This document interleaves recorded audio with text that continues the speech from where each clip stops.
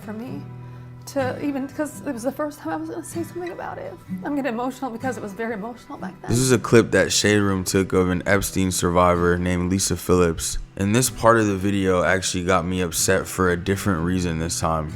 And he saw, me run into the room and said, for days, I just couldn't understand what was going on. And finally I had said to him, like, I'm really ready to talk to you and tell you what happened to me back then.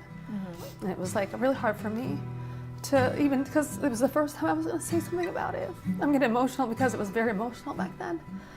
And he said to me, oh, I don't want to hear about it. And I was like, well, what? And it was hard for me because when you're dealing with these type of abuse, and it's hard for you to speak out, but it's also hard for people, and maybe they're dealing with abuse of their own, or, they don't want to support you. So, That's okay.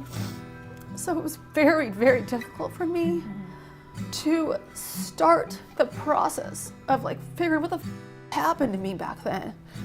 Like why did he abuse me like that on the island, and why did he reel me back in? You see the damage, right?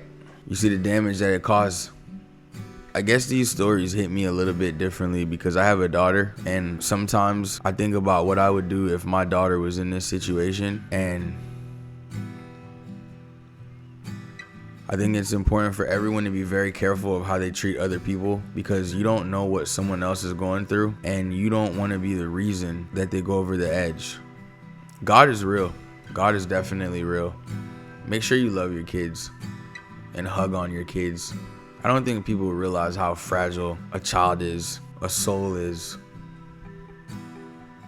Sometimes I really just don't even know what to say. I very rarely write any of my content, and you guys can actually tell the difference. But I don't know. I don't know. I think it's very clear the damage that abuse causes to a person. People need to sort their affairs out. All I keep thinking about is all these rich ballers in hell and what it was all worth.